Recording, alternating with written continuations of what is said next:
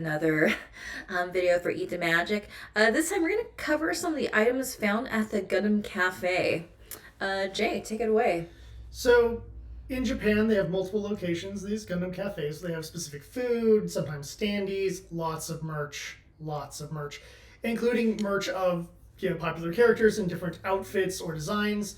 And unfortunately, very recently, it was revealed that they were going to be closing them all down. Sadly, I wanted to go to Japan to check this out because I love how Japan always does these cafes themed to various anime. They've done that for Sakura Wars. They've always done that for Sailor Moon. And I'm like, hey, there's no reason to open up something similar up here, like a pop up, like insert fandom cafe here. I mean, there's been attempts to do so, but it's not the same kind of level of insanity that a lot of these cafes have because they have exclusive merch. You got your husband and wifey standees and food themed to the characters and events of the franchise. And it's fun because then you can argue over such and such wanted to eat that. And that's what we're going to do today. And that's what we're doing today. So there's this article here from Anime News Network. Gundam Cafe offers iconic recreations of anime dishes. I saw this article. It's like, okay, when we get our editing machine back up again, we gotta just kickstart our channel back with a bang, you know? All right, so from December 3rd, so this is going on right now, to January 30th, 3 Gundam Cafe venues will offer new recreation meals, of various dishes that have appeared in the Gundam anime. Wait, does that mean we get a Chicken Joy, but like the Gundam Cafe version of Chicken Joy? I don't know. Let's find out. It's not the way Splash joke, people. The food items have been developed under Sunrise's supervision, including iconic dishes like bread and water. Nice. Admiral Ray consumes in the desert restaurant of episode 19 of OG Mobile Suit Gundam. Well, bread and water. Offered a price of 550 yen, about $5. For bread and water. It's the free stuff that you can get at an American restaurant. Yeah. Right? Now look, if you're in the middle of the desert, it's a nice meal. And look, Amuro didn't have a lot of money in that scene, but that's one of the easiest things to recreate. It's just like, okay, here's a simple small loaf of bread, cup of water. All right, what are some iconic dishes they got here? Oh, my boy, Setsuna FC's glass of milk from Mobile Suit Gundam 00 Episode 3 for $4. $4 for a glass of milk. Milk. That better come with like a glass I get to keep or something, or better have infinite refills or something. I don't think I would order milk. One, I'm lactose intolerant, but two, it's just like, this feels like they're not even trying now. It's like, just remember, I'll also put in context the cafe is closing, right? It is closing. And this is how you want to end it. Yeah, I guess. with a whimper. Not a bang. All right, even more iconic. You cosplay as Bright. You've cosplayed as Bright at NOS, eating a burger. You were just at San Diego Comic-Con, eating a burger dressed as Bright. Because I was really, really hungry, and we went to this place, and the burger was really good. All right, Bright Nose Burger from Mobile Suit Gundam Episode 16 for about $15. I am fine with that, because it's probably going to be a large... So hard to gesticulate with the heart on my arms. It's probably going to be a relatively large burger, because if you look at the size of it in his hand, it looks pretty big. Well, let's take a look here. Now, it looks like the size, I'm just looking closer here. It looks like the size... I mean, it's wide, yes, but I want to know what comes inside the burger, because I need to know if I don't know about you, but I like my provolone cheese. I like my mushrooms. That's the good question. What are the toppings on that burger? Salt isn't involved because that's the episode where they have to go get salt. So. And does it come with fries? As an American, I need to know. I don't know if they do that so much in Japan. But I've paid like $15 for like gourmet style burgers. We have done that before, yeah. And farm to table because I love me some burgers. But I'm like, I just want to know what's inside a burger. I mean, like looking here, it's like there's a little bit of cheese. I mean, it's a pretty big patty right there, but I want to know what's in it, you know? Yes, I agree. Probably not much, just based on the pattern that we're seeing. All right, so your thoughts on Mobile Fighter G Gundam? Not a fan.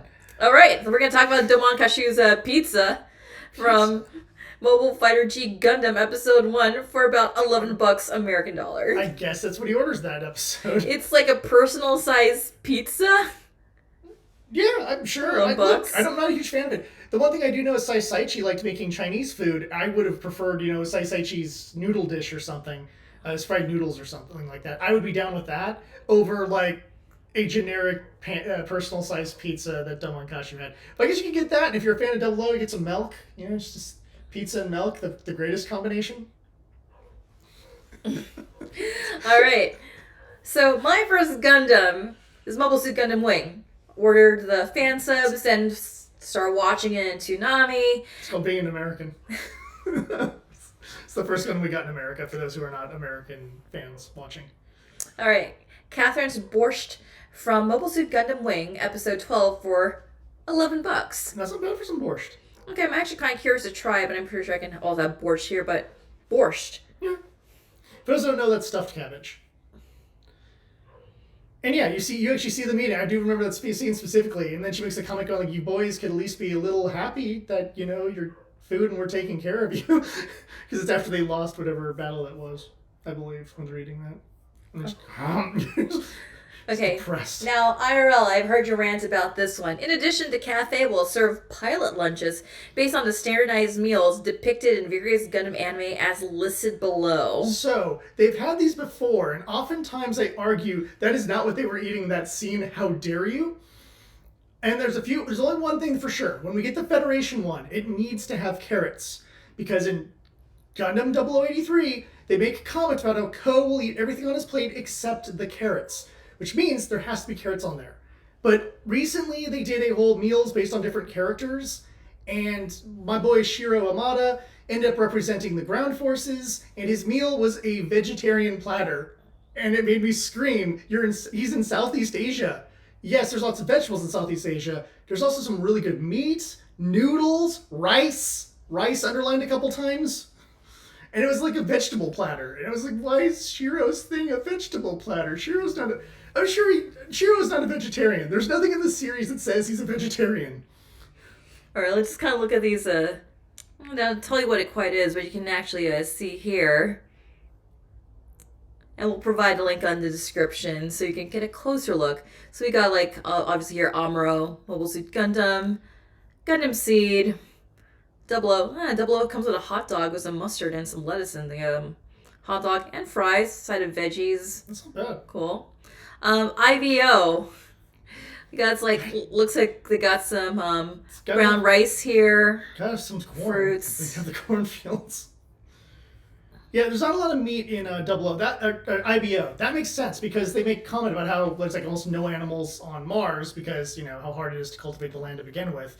So they don't eat a lot of meat. And then when they make the fish, when they get on Earth, all the pilots are really grossed out by what fish is because they're like, ew, that's ew. And they're like, yeah, I guess if you've never had fish before and then you saw it, it probably would freak you out a little bit. Versus, how everyone here on Earth is more or less grown up eating fish. It's not that big a deal. Versus if there was some sort of weird Martian pig chicken that they ended up breeding or something, we'd be a little like, I don't know if I want to eat a mutated animal. Thanks. So, yeah. Yeah, and here we also have, in addition to pilot lunches, here's some following additional menu items. You got Slager's Law's Burger for $13. It comes with fries. That's an item that has been around several times. Slager is I guess you call him the most iconic American, which is sad because Chimney Crockett exists, but he is essentially the UC's most notable American character. So you see here it has the Earth Federation flag thing as your the thing you stick on top of your burger. It's a little garnish, yeah. Yeah. And then in addition to Bright's Burger, you can get a side of fries for additional $4. So does the burger just come with fries? You gotta pay for the fries separately. That's a tougher putt there. That's $19 for a burger and fries. And that better be one hell of a burger. Because I can get a cup of water and bread for $5. And Amuro Ray's vitamin supplement for about $4. Oh yeah, that is from the show. Okay. It makes more sense though, if you think about the limited resources you would have on a ship. Giving someone just vitamins essentially is very effective. It doesn't help their stomach any, but it'll keep them functional. Which I think was part of Tomino's point of how horrible war is. The food.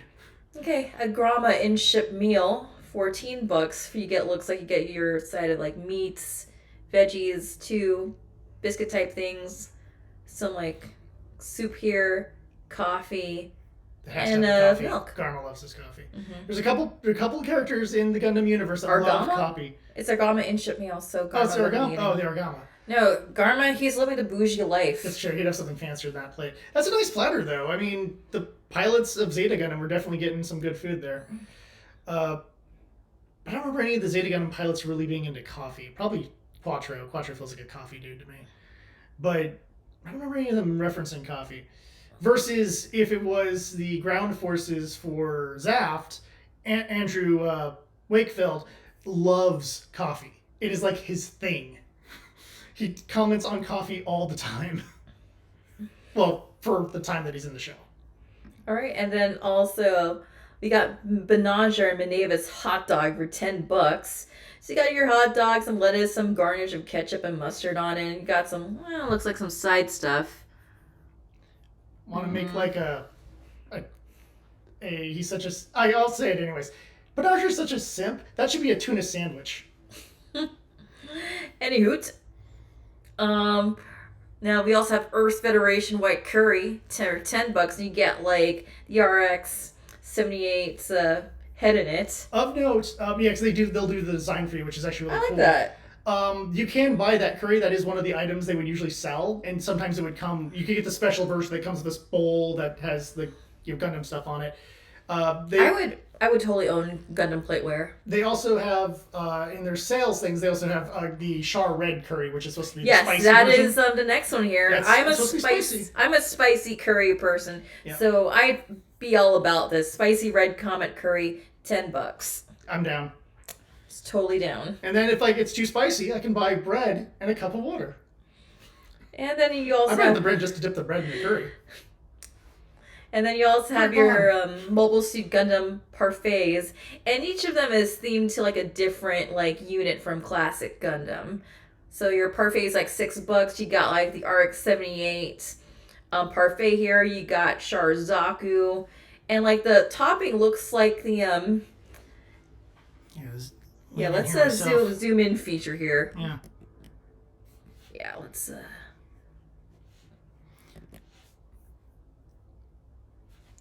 Oh, I like that. Mm-hmm. So you can kind of see here where they have like the head.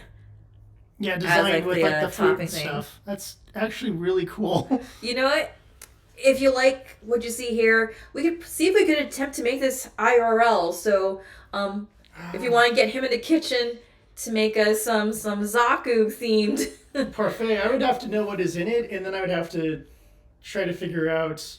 I don't know if it look as pretty. I could probably match the flavor. I'm not sure if I could match the look. That was one of the things I always felt I was lacking in is the visual aesthetic of food. Yeah, we'll work on If it. you've seen any of my cooking videos in the past, everyone loves the food. The food looks terrible. I know a guy who does Belgian chocolate, so we got this figured out. All right, keep positive. All right, we got an assortment of drinks over here. Gundam Series Hero Drinks, $7 a piece. Let's see what we got here. Okay, so the promotion is the last hurrah for the flagship Gundam Tokyo Cafe. Yeah, again, I really would have loved to have gone to the Gundam Cafe in Odaiba. I know. And it just kind of sucks because, we wanted to do Japan a while back, but because of the world 2020, that made travel limited. I mean, we're also obviously Eat the Magic. We're like huge theme park fans, and like Tokyo Disney Seas. That's like the dream. That is the dream. It is the white whale. And my whole thing was that I want to do Tokyo Disney Seas. I want to go to a Gundam Cafe, and if we're lucky to time it up, I would like to go to Universal Japan to see when they do the Cool Japan events. And they have like a bunch of like unique merch of whatever franchises they've licensed for that year, because they've had some cool Lupin stuff in the past, some cool Sailor Moon stuff in the past. My luck would be some franchise I'm not into because that just feels like what my luck would be. But there's a high option it would be something I would really be into. It's going to be this Eat Japan kind of adventure, and then finding out that these cafes are closing just makes me feel sad. I'm sure they might bring them back as a pop-up type thing when life gets normal. I don't know if they'll ever reopen again, at least to be consistent like this. The other thing that's kind of nice is if you did live in Japan, either as an exchange student or what have you, if you went to the cafe, a lot of these drinks, a lot of the secondary foods, even the pilot lunches, are things they have served before. So this is basically, I would assume, some of the most popular items making a return appearance. Yeah, it's just pretty much like this is the last goodbye, the last hurrah before we close completely because, yeah, let's see. Yokohama Satellite Cafe at the Gundam Factory Yokohama will remain open for now, although Gundam Factory Yokohama itself is closing March 31st. Gundam Factory Yokohama is the facility which houses a moving RX-78 too. Yep.